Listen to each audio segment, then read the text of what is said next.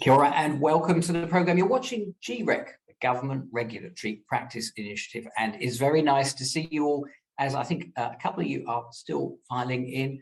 My name's Ian Kaplan, and this is our fifth episode, conversation about responsive regulation.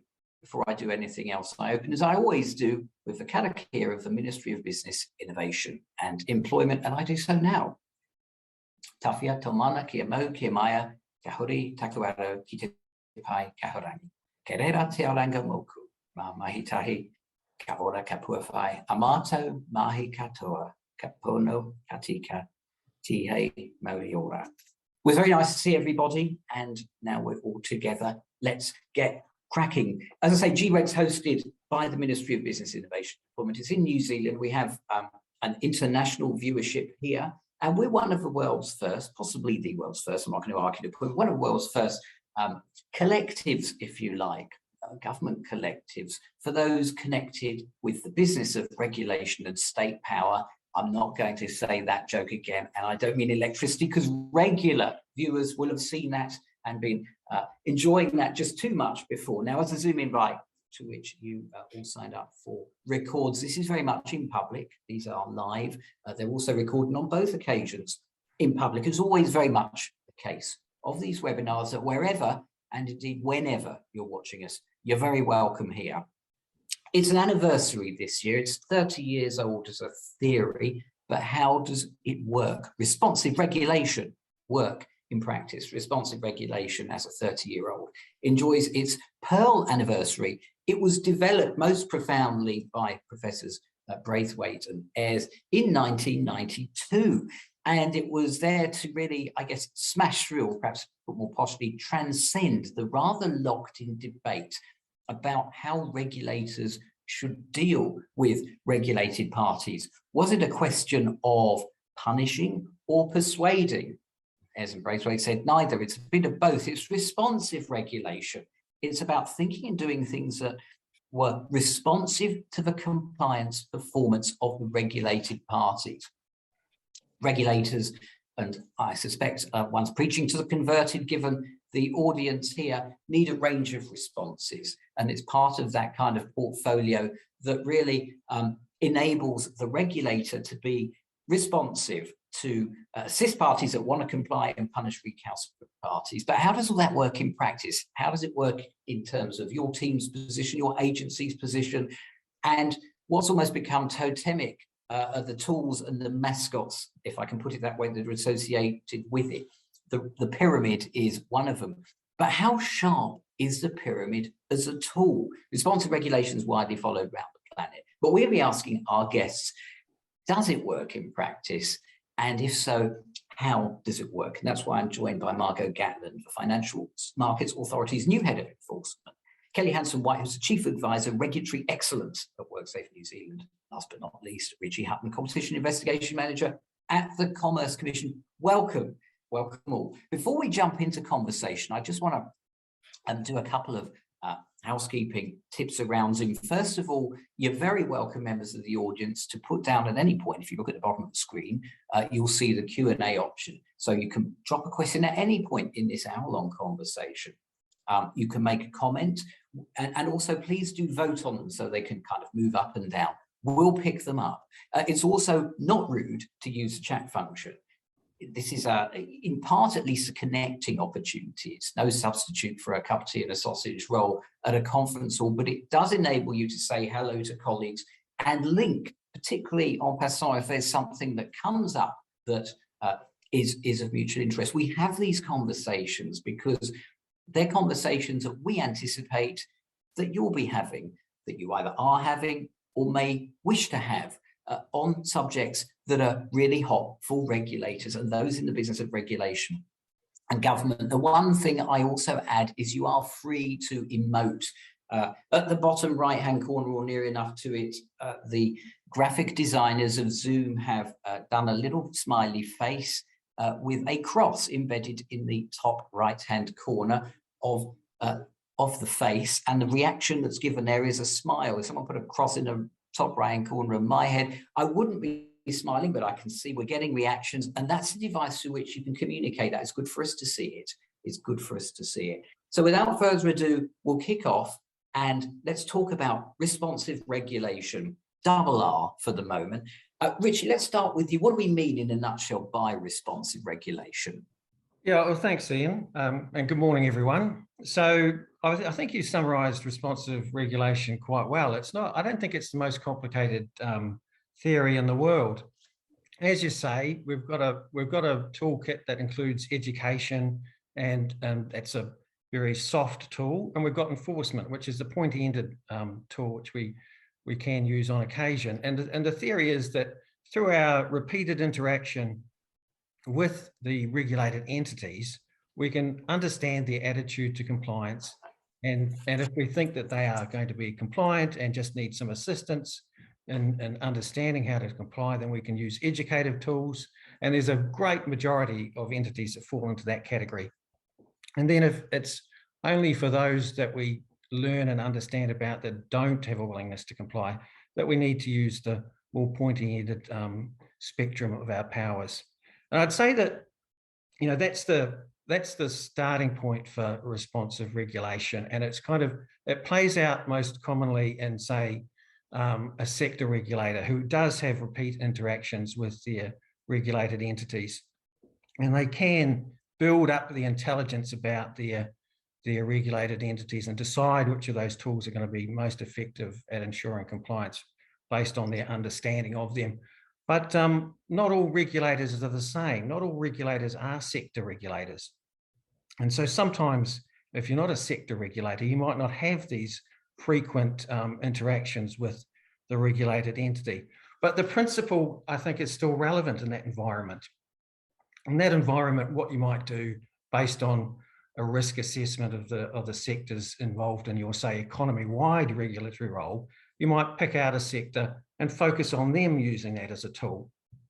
Or alternatively, you might find that you simply don't have repeat interactions with some regulated entities. It might be a one-off scenario, but you can actually build an understanding of the attitude to compliance through the process of your engagement with them in that one-off instance. You can understand whether they're cooperating with your investigation. You can understand whether they're changing their behaviour or remediating parties, and that informs you as well. So I think that's highly relevant to the principle, well, not a pure application of it, but certainly aligned to the principle of responsive regulation.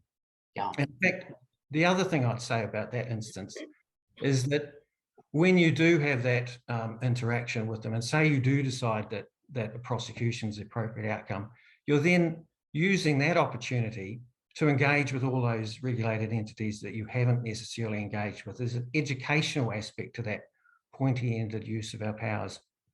And that flows down the pyramid, if you like. It influences and educates.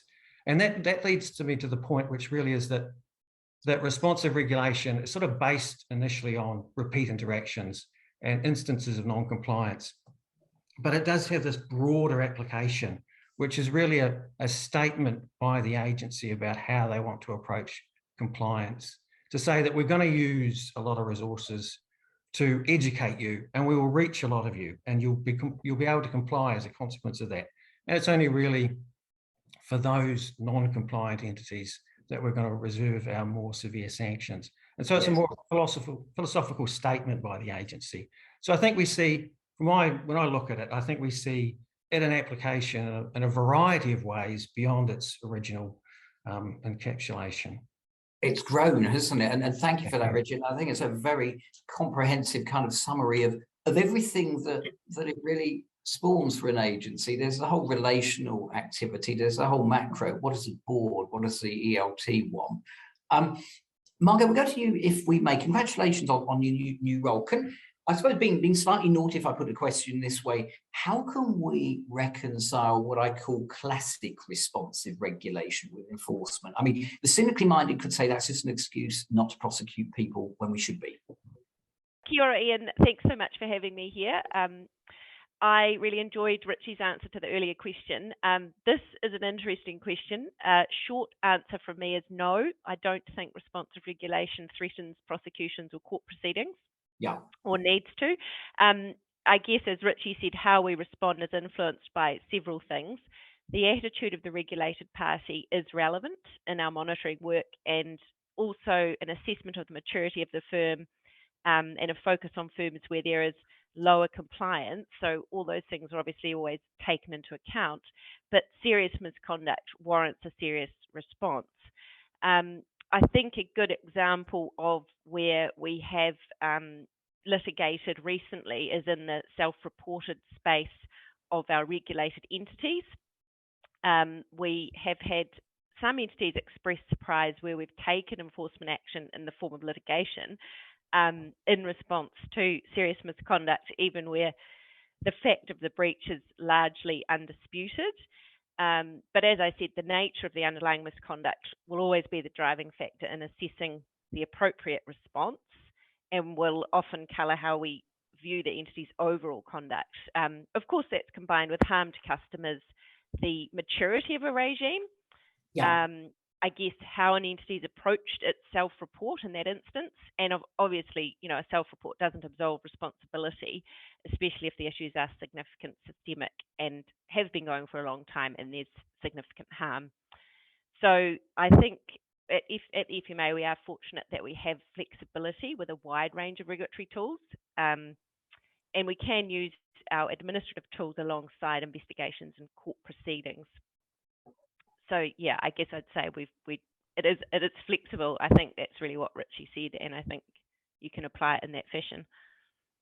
Yes, and I think thank you for that, Mark. And I think the other thing that arises is, and we'll come to this perhaps a bit later, is even where there's a relationship between the regulated party, for example, they self-report at large, they're known to you institutionally, that doesn't necessarily automatically give a sort of a literally or metaphorically get out of jail free card. It may I guess affect the relationship materially, but there are parameters to that which we can touch upon as we develop this later. I can see questions and thumbs up to those questions coming in. Keep them flying, members of the audience, but not before I go over to Kelly, because I'm reminded, because only I would be, because I don't get out much, of some mints commercials in Britain about 30 years ago of extra strong mints. You've got R responsive regulation, then you've got R really responsive regulation. And what's the difference, Kelly, between R and R, if I can abbreviate in that way? Yeah, thanks, Ian. And that's a really great question, because I think the natural assumption to make is that when you've got responsive and really responsive, that one is a magnification or an amplification of the other, and it's not quite, there's elements of that, but it's actually not quite true, because responsive regulation and really responsive regulation actually share different DNA. They come from different models. So responsive regulation that we've been talking about with Ritchie and Margot, it was sort of that response to that compliance and deterrence model, where what you're trying to do is get people to comply, and it was a nuance of that, right? So you don't want to use a sledgehammer to crack a walnut, you use the right response based on the attitude of the regulated party, but your goal is still to achieve compliance. Whereas really responsive regulation has its roots in kind of the problem-based, risk-based regulation, the Sparrow regulatory craft, where you're looking around a problem, you're trying to do what's needed to reduce the harm. You're looking at the broader context of not just their attitude, which of course, we can present our attitudes in a way that we think is the right way, and so it's not always something we can, but looking at performance, looking at the drivers on the behaviour of the business, looking at the regulator themselves and the political context that they're operating within, the public sort of sentiment and all of those factors, and really kind of just taking a little bit more of a holistic view. It's not a binary choice, responsive versus really responsive, no, but it's also not a escalate up to doing something more than. It's they've actually got different roots. And that's a very, very interesting point, actually, Kelly. Thank you for that, the DNA point. And I guess in reality, whatever our agencies call them, institutionally, we may even perhaps adopt flavours of both. We may not use pyramids, or we may not use shapes, but we very much take the kind of a tincture on. I guess in terms of your shop, Kelly, in terms of WorkSafe, how does WorkSafe apply really responsive regulation in practice? So I think it is something that we're working on, sort of implementing organisation-wide. At this point, we've got our sort of policy thinking fairly clear, and it is just sort of, there is quite a bit of work to sort of shift an agency practice and culture, because it is embedded in our culture. But I think if you an example sort of really recently is where a whistleblower came to the media about the concerns at Tallies and how the practices that were happening there. It really gained a lot of attention, with the public, with media, with ministers, and for us, we've been working with this entity for a very long time, with limited success, I might add, but this provided kind of a whole new opportunity for us to sort of go in and look in that round, think about the context of what's happening for that business, what is the workers' experience, what are the supply chain issues, what does the governance look like, and really take a lot more of a targeted, what we're calling a targeted complex intervention approach, off the back of that real license to go in and think differently and do differently with that duty holder. And so, that's one example which, we really hope to build on over time. And we'll come perhaps to the sort of elements of bravery that as practitioners we need to look at when we're, if you like, breaking new ground. I'm going to turn to the questions. So now, members of the audience, please keep them rolling vis-a-vis questions. I can see you've had a lot of votes there. Of course, your questions aren't recorded, nor your chats, just so you know that. There's a liberality. Go for it. I've got the first question here, which has a number of votes. Nice to see you here, Grant. The pyramid and the triangle and the pointy end, and the comment really is about, one sees immature and risk-averse regulators using that as a ladder as the questions put, not an elevator, reluctant to go and use a higher level without having fully perhaps exhausted what's gone on beneath. What tips does the panel have for helping regulators move to more confidently engage at a certain level? And I guess it's really kind of potentially using the pyramid or other analogous model for the flexible tool that I suspect Professors Braithwaite and Ayres conceptually intended it to be. You can go up as well as down. Sometimes you can stay put. What do you all say to that? I have a first crack if you like, Ian. So I think it's a important question, and I think it's always recognised that the pyramid and the responsive regulation is never a complete answer. And this, I think we touched on this a little bit already, but whenever we're thinking about a response to non-compliance, we can certainly use the pyramid to guide us, and hopefully it moves us up the chain to the pointy end appropriately. But sometimes there are instances where you just have to go straight to the pointy end. And we've got other criteria that we invariably draw upon as regulators in exercising our discretion around that. And at the Commission, we certainly have a pyramid that reflects everything we've talked about that, but it recognises that aligned with that are some key considerations, which are the extent of harm. What's the actual detriment that has happened as a consequence of this conduct? And the public interest aspect.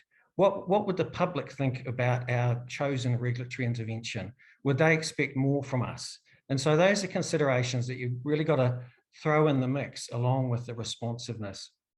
Responsiveness helps us get there, but we've got to think about more things.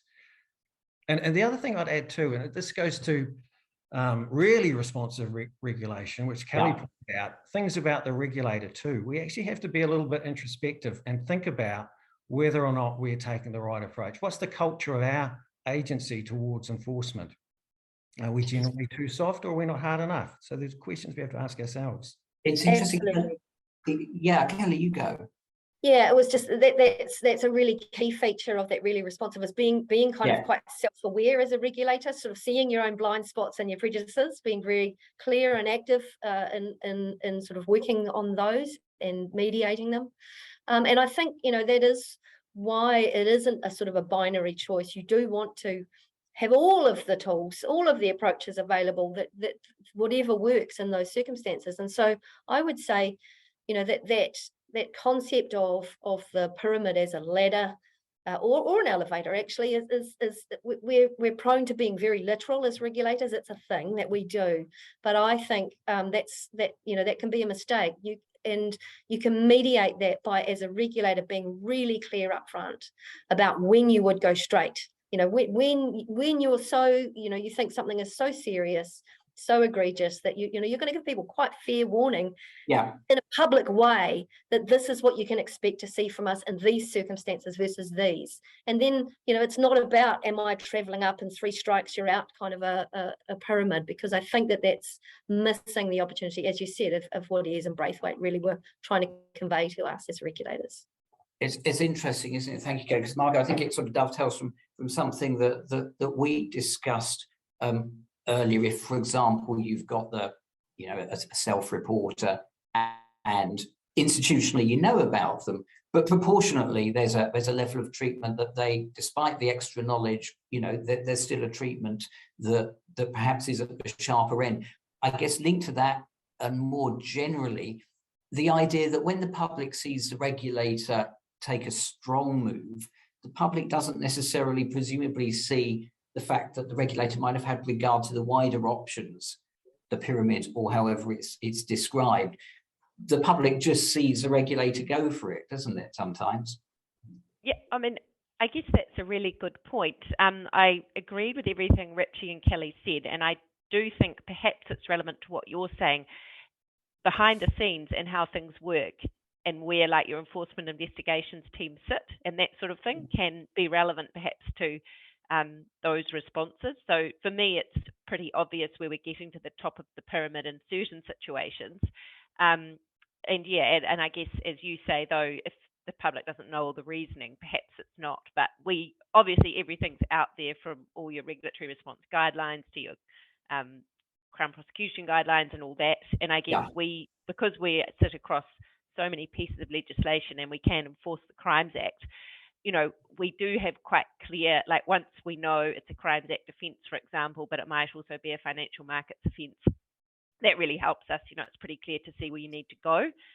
We can still use administrative tools in certain situations, but I think it's generally quite obvious. I would also note that we can use our administrative tools to stop the harm if we see something happening, but we can and we will investigate and prosecute as well as where that's appropriate. Yes, and I think perhaps we're moving away in a sense from a taxonomy of RR, triple R is a single R, really, isn't it? It's range. I mean, this is talking about the range of what the government can do through its executive arm, through the prism of its regulatory powers. I don't know, perhaps members of the audience, if you think about the helpfulness of RR as these labels, but I just want to go to another question here, which has got a few votes. Keep them coming in, members of the audience, keep them coming in. Is there a risk of encouraging, I like this one, an ignorance is bliss approach? It's gaming, isn't it, really? Where entities learn to play dumb or avoid knowing because they learn they get educated if they don't know, rather than learning to avoid consistent repercussions for non-compliance. Could this be considered to be willful ignorance? I guess if you've got a published scheme of how you deal, there'll be, if I can put it this way, gamers. You have that, I'm familiar with the tax system, having worked there. You would have that, for example, there. You would have conscious potential leverage of opportunities. It must be the same with every regulated party relationship, potentially. Yeah, I think so, and I think that that's what kind of goes to the heart of the limitations of that responsive approach, where people can present a particular position or attitude and it not necessarily be the reality. And as Ritchie says, unless you've got those very repeated interactions and a whole lot of data that you've built up over time to be able to butt against that or refute it, you are sort of left having to take things at face value, but also exercising your own kind of judgment of what seems right. And I mean, we all know that ignorance of the law is not an excuse for whatever that is that lawyers say all the time. And it also, it's about what you reasonably have known as well in that context. So if something is available and somebody's just going, I didn't know that was the road rules, it's only going to get you so far. So I think a savvy regulator is able to kind of prepare for that as a something that they may come across and have strategies in place to deal with that. I don't think that it's sort of something that would catch on widely, because ultimately sooner or later you take an outcome will kind of put all of those sort of ideas to rest. Provided the regulator makes, sorry, I was just going to say, Richie, perhaps you might want to pick up on this, provided the regulator makes its move to not sort of show an example for its own sake, but to enforce proportionately in those egregious cases. Absolutely. Yes, you have to follow through. You can't be kind of an empty threat to some extent. Richie, sorry, I interrupted you. Yeah, no, I was just going to, I think we're kind of talking a little bit about making it clear to the regulated entities how we're going to approach the issues that we see in front of us, and the potential for them to gain. But I think the overwhelming benefit is there that if the regulated entity understands how we're going to respond to non-compliance and we're predictable, then they can actually, those that are genuine can change their behaviour and are encouraged to do so because they know the outcome that will happen. And so they're actually encouraged to invest in compliance enhancing activities because they know the reaction they will get from us. If we were unpredictable, they wouldn't be able to do that. And I guess that's a counterpoint, isn't it? Because you want, up to a point, presumably, you want the regulated parties to know where they stand so they can plan their lives in a responsible and lawful way. The cost of that is you get those who plan it in a way which perhaps doesn't connote with that. That's so right. You almost institutionally want to mix it somehow. How does that work? I would caution against mixing it too much. I don't think you do want to be unpredictable, and I think you do want to be predictable for them, but you want to be able to take appropriate measures when necessary, and you want to make sure that the logic of your tools is right. That you're understanding how tools are effective in changing behaviour. So if someone is willing to pay a fine and change their behaviour, but won't admit the breach and acknowledge that they've broken the law, then even though they look like they're compliant, they're not really. You haven't managed to change their behaviour. So you need to think about how you'll actually achieve the outcome you need to through some sort of different approach. I'll flip it another way. And these are questions come through from John here. Again, playing devil's advocate slightly, but many agencies, as the question goes, and we can all see, are constrained by standardized sorts of responses in legislation, and these are linked to expectations around what they're doing, how they're performing. Key performance indicators, KPIs, we all know where they live. Now, that's legitimate because you've got to measure an agency on how it's dealing. But how does that square off with the notion of everything that we've just discussed, the difficulties of those lines of accountability to an agency's performance where there could be a little bit of sword crossing vis-a-vis the true RR frame? I think it comes down to how well the regulator is able to tell its story and convince, its authorising environment, which includes ministers and the public and the media, of how what it's doing is going to get the outcomes that are being looked for. Because people will, they will still be looking for that traditional, how many scalps have you got? If you haven't got that many scalps, then you can't be doing the right job. We have to be able to tell that story about what it is we are doing, and how that kind of approach of doing the right, taking the right intervention at the right time is actually getting us where we need to go. Now, it's quite a challenge because they are not always, direct cause and effect kind of stories that you can tell. But I think we have to get better as regulators, being able to sort of explain that those traditional KPIs have absolutely got a place, without a doubt. They have, that certainly in some cases, the regulator is the only one that can pick up that tool. So if we don't, the system suffers as a result. But if that's all we pick up, we also won't kind of fully realise what we're here to achieve as that role in the system. Yeah, I completely agree with that. I was just going to give an example which comes to mind. We have a responsibility for motor vehicle dealers and their use of consumer information notices, the requirements around that. So what we did, we recognised a geographic area we wanted to focus on.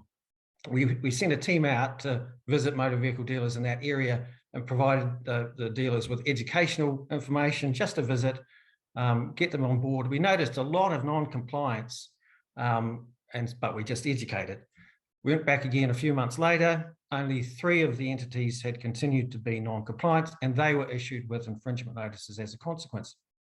As Kelly says, our accountability documents would record that work as 3 infringement notices, as opposed to a whole lot of improved compliance. So it really is, you've got to get in behind that and tell the story of what you've really achieved, not rely on those widgets. It's interesting, that one. And members of the audience, if you've just recently joined us, and some of you may, because we've got over 100 of you, very warm welcome to you. We're having a conversation about responsive regulation. We talked about responsive regulation, really responsive regulation, the relationship that both of those throw up vis-a-vis regulated parties, conflict with necessary agency performance indicators, and also, does it mean that we're unduly soft, if I can put it that crudely? My words, not any of my learned guests who we're very happy to have here. Margot, can I just come to you in a slightly different angle, in the voice of the stakeholder? When it comes to responsive regulation with your agency and generally, where does the stakeholder fit in? And I guess I'm thinking also of the ultimate dangers that we'd all have of capture and proximity in terms of stakeholder.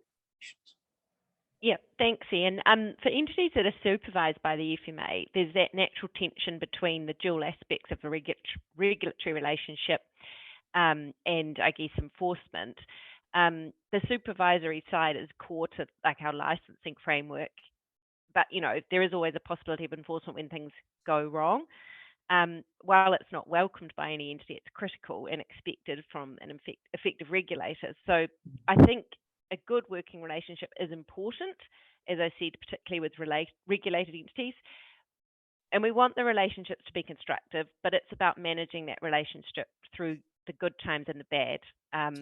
So the majority of firms want to do the right thing, but we obviously always need to be alert to opportune and sort of unlawful misconduct and tailor our response to that. Yes. So, yeah, I think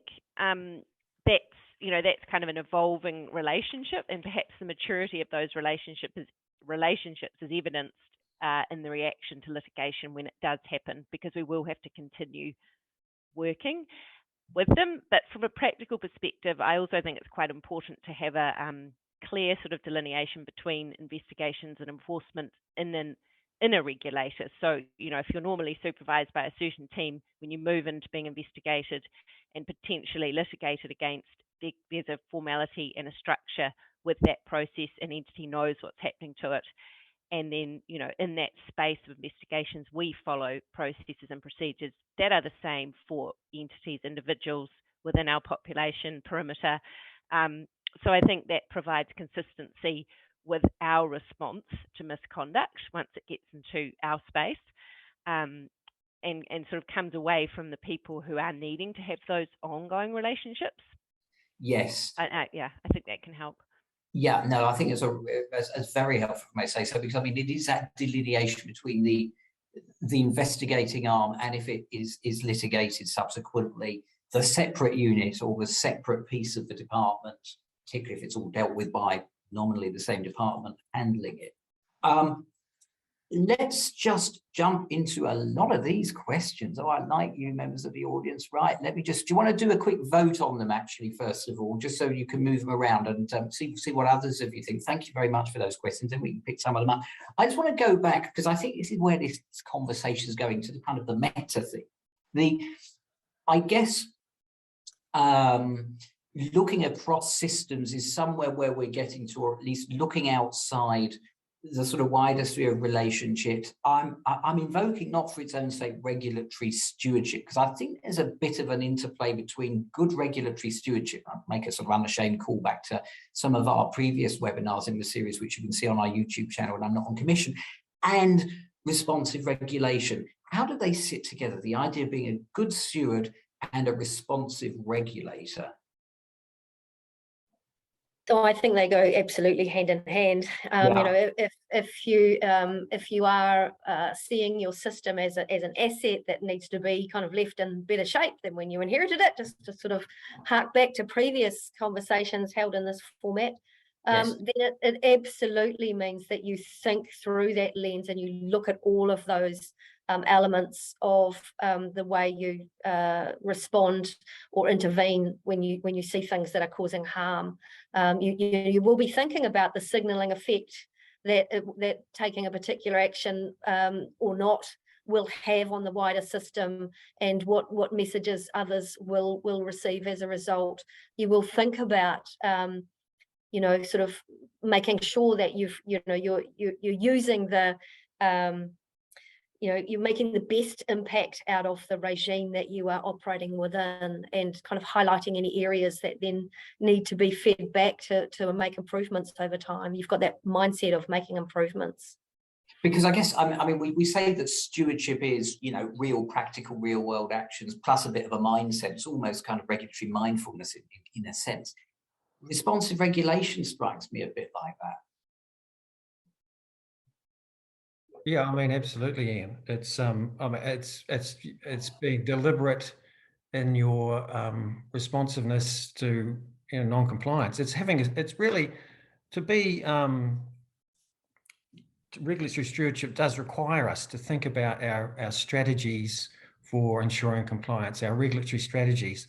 And when we think about our regulatory strategies, we're going to think about responsive regulation and really responsive regulation and Sparrow's problem solving, and these things are all going to play into how we achieve that. So there's just no escaping the fact that there's a very close relationship between these things. They're part of the same thing.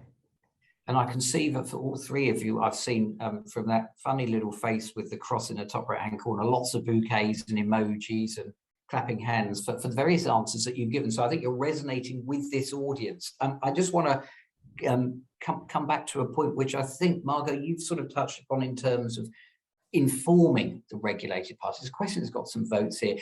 Really, it was a question from a member of the audience saying, is there research showing that people need to know why a regulator wants them to behave in a certain way before they're willing to comply? And I guess what that pivots to is to what extent does your agency, Margot, and others explain the good that compliance brings, not just thou shalt comply, not necessarily this is a consequence of non-compliance, but actually this is why we regulate you, and this is what comes from your compliance, to the extent we need to explain it at all.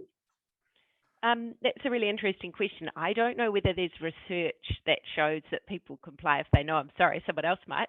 But in terms of the FMA's approach, as Ritchie and Kelly have said, communications is absolutely key to ensure that stakeholders' expectations, they know what our expectations are.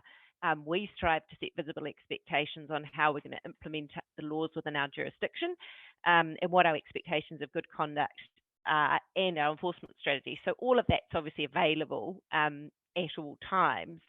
But I think we're looking to have fair, efficient, well, that's what we're here to do, fair and efficient and transparent financial markets. We're looking for fair outcomes for consumers, for financial stability. So I guess most of our population are quite sophisticated. We do have people on the perimeter, but we would, hope with all our messaging that and the sort of areas that they're operating in, that, people can appreciate and understand why the laws are in place, why they need to do things.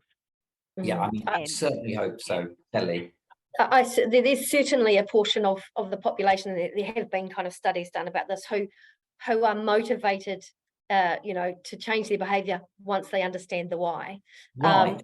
Without a doubt, but that's not widespread, because if that's if it was that simple, nobody would overeat or smoke or do anything that they know is bad for them. So knowing the why definitely does work with a portion of the population. Other people comply for different reasons, but so the being able to explain the why, well, first of all, it's just being a good regulator.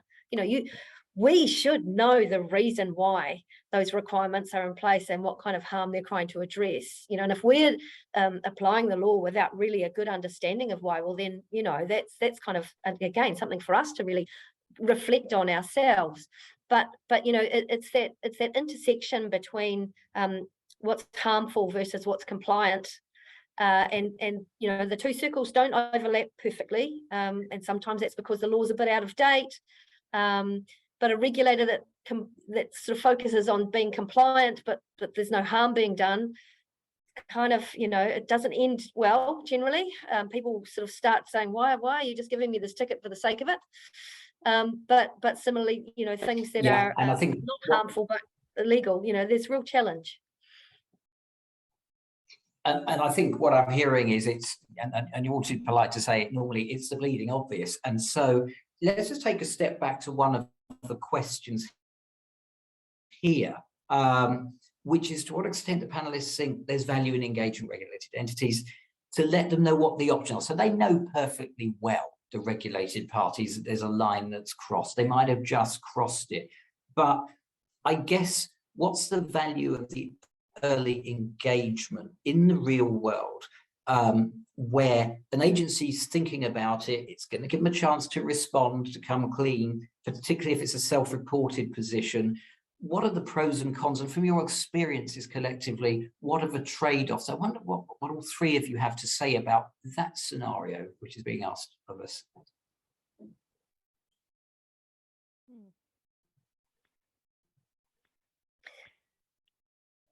Who's going to go first?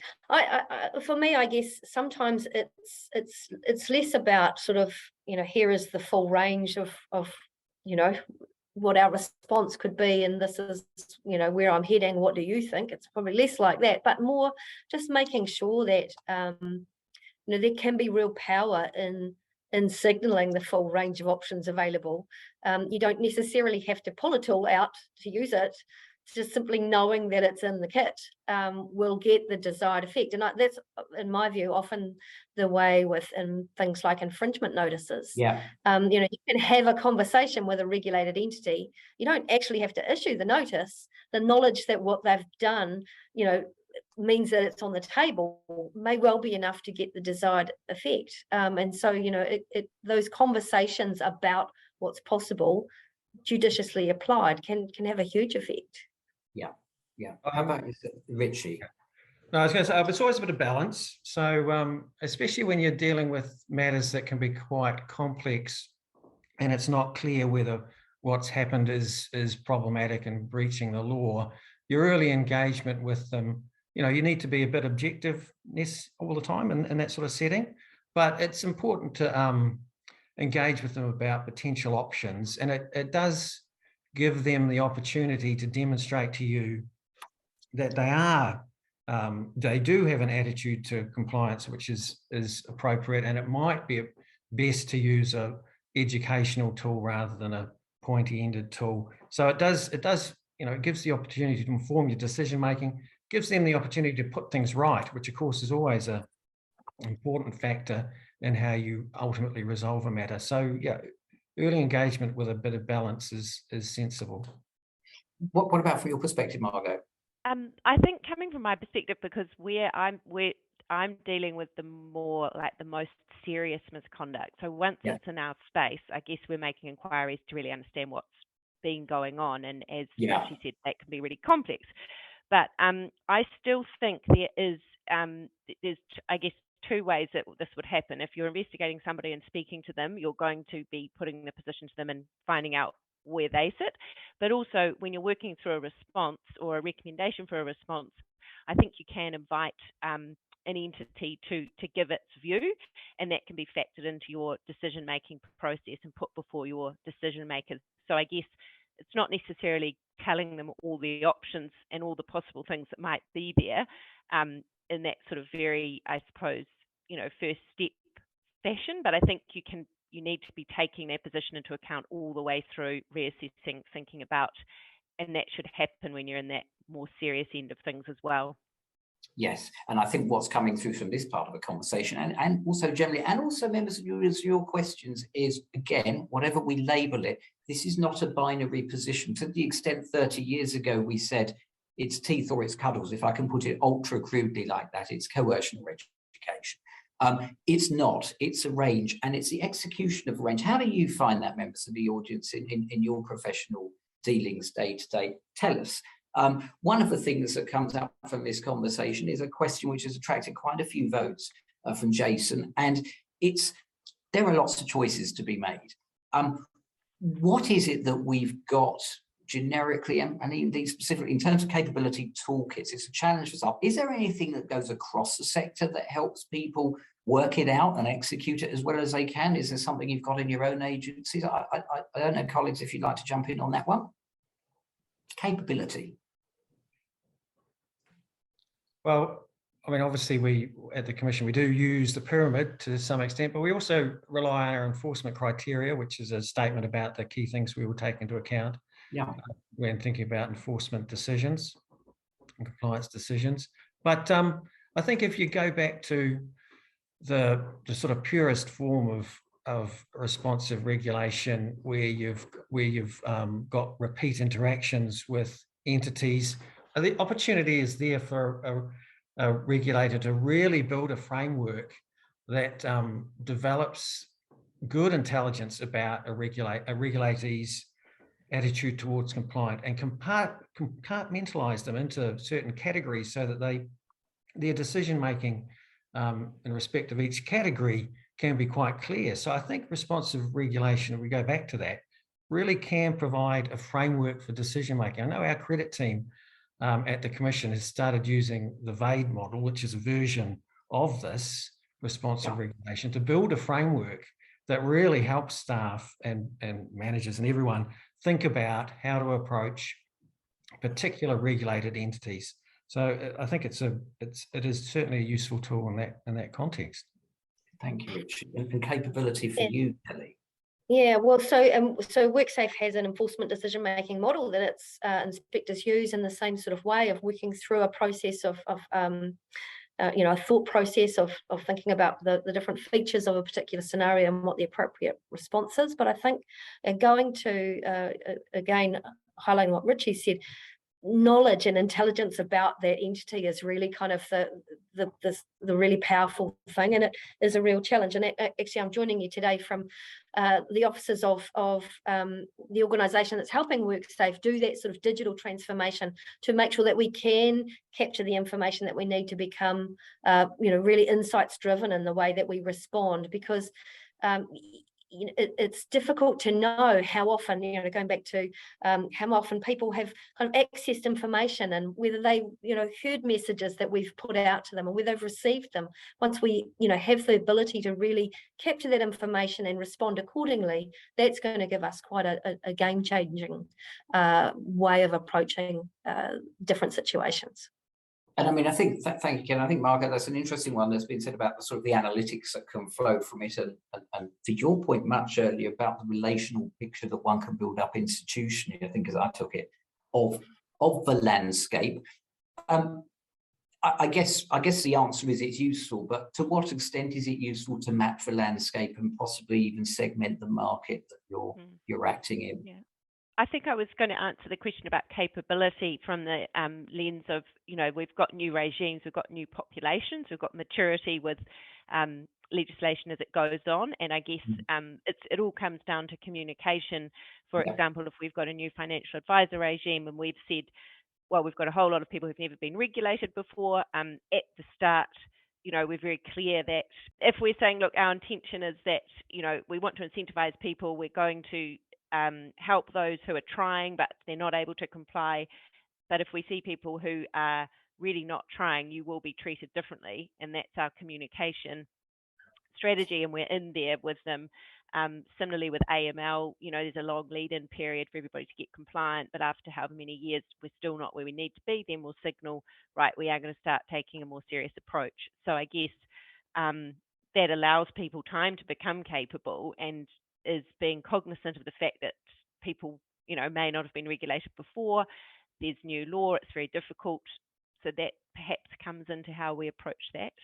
Yes, I mean, it's a knowing where you stand, isn't it? I'm reminded, I think, and I hope they forgive me if I'm wrong, the ATO, in terms of the tax compliance in Australia, really sort of went in with the Braithwaite model, and I believe published a heat map of showing where people would expect to fall if certain behaviours were carried out. So it's absolutely predictive. You know where you stand. You have the certainty.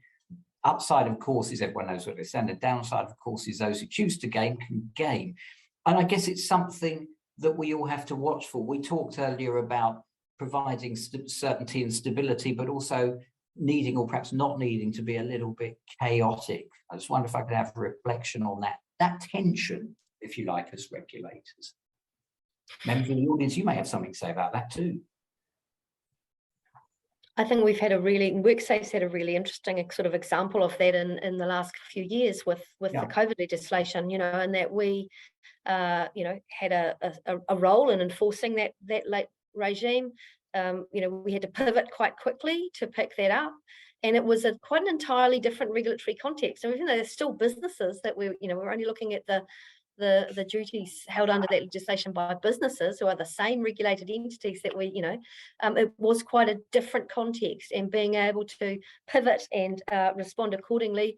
I think we encountered not just that top of the pyramid that we might have ordinarily thought about. We had very brazen non-compliance, very proud non-compliance, and a very interesting kind of political and public kind of context of how people felt about that sort of non-compliance. And so that in itself, meant we had to think differently about the way we responded in that context, and what was the right way to manage those, and including how to deal with intimidation and abuse of our staff that they faced through that. And so all of those factors have to be kind of taken into account, and you've got to be quite agile, quite nimble in that space.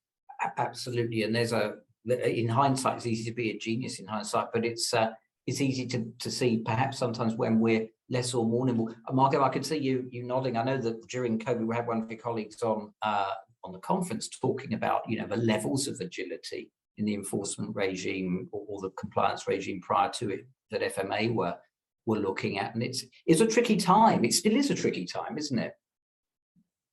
Yeah, I mean, I think that it's tricky because there's probably a bit of a lag with some of the things that are to come through, in terms of our ability over the lockdowns to really be continuing and getting in and doing that work. But I think when you say chaotic, I can see what Kelly's talking about in terms of her space where there's a lot happening fast.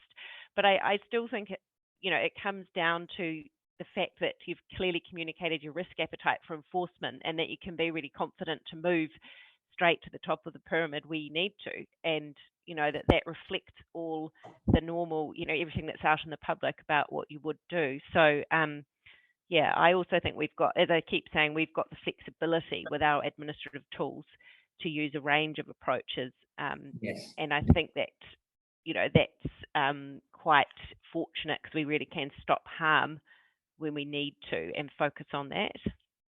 It is the range. Ritchie, before we sort of sign off, because we're coming to a topic here, can I talk to you about money? So one of the questions here has got a lot of votes. Any tips for how a regulator can manage a litigious stakeholder with deep pockets? This is an issue, as the questioner, in the local alcohol ban space. Money. Well, I mean, I think a lot of agencies should be funded, or at least have funding available to them to make sure that they do have deep pockets. And so it should, if it comes up as an issue, that certainly would be concerning. I mean, it's simply got to, if this is an entity that is willfully non-compliant and reliant on its deep pockets to continue to do so, then I mean that is the pointy end. And it is, the thing about it is, I guess that, just going back to the principles of responsive regulation, because I'm not sure if I have another answer for that question, but if we can achieve a lot of our outcomes through education, hopefully we've got enough money left for the few that need that pointy end. That's the principle, at least. It's a resource allocation tool as much as it is a what are we going to do with people tool. I think that's exactly right, Ritchie. It's making sure we're using the parts of the pyramid in it proportionately, and preserving enough resource for the enforcement at the top end, and making sure that you've got that to take it through where you really need to. Yeah. And I think what that also shows is having, Kelly, I'm sure this is something that you've pointed to vis-a-vis WorkSafe, seeing the landscape as a whole in terms of who your regulated parties are, and the allocation of resources in relation to it. And it's common ground, and it's not a state secret. We all have finite resources. Absolutely, absolutely. And I think when you've got, somewhere approaching 500,000 businesses in New Zealand, and of course not all of them have employees, and WorkSafe could never be resourced, enough to give a sort of a really massive coverage into that sort of sized regulated community. So we have to make choices about, and that's where that sort of focusing on where the greatest harm is, where our greatest impact can be, where the most egregious sort of behaviours are happening, and then trying to be very clear about what we will and won't do, because people need to understand we can't be all things to everybody. And I think that's a lovely place to leave it. Thank you, Kelly. Thank you, Margot. And thank you, Ritchie. When responsive regulation was published in 1992, it was very much a kind of a new flavour of pie, and it was also published, ironically, the same date as 2 anniversaries in America, which are quite germane. One was the birthday of Wyatt Earp, who was a very extreme gun-toting law enforcer in the Wild West, and the other is the day in which some Americans, I believe, celebrate National Customer Day. 2 polarities, and responsive regulation or range finds itself in between. Wherever you find yourself, members of the audience this weekend, take care, stay safe and well. I close, as I always do, with MB's Karakia. Kahiki te tapu, kia watia, te ara, kia turuki te o marama, huie take. Until next time, when we're talking about the profession of regulation from all of us in the virtual studio here, thanks to you, members of the audience. Stay safe, stay well, and ka kite anō.